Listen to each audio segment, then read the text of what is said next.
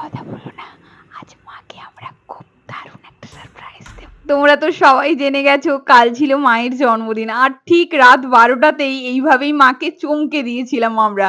তাই আজকের শুরুটা কেমন লাগলো অবশ্যই জানিও। জানো তো এই কেকটাই কাটার কথা ছিল কাল সকাল বেলাতে। কিন্তু আমরাই আমাদের এক্সাইটমেন্ট চেপে রাখতে পারছিলাম না।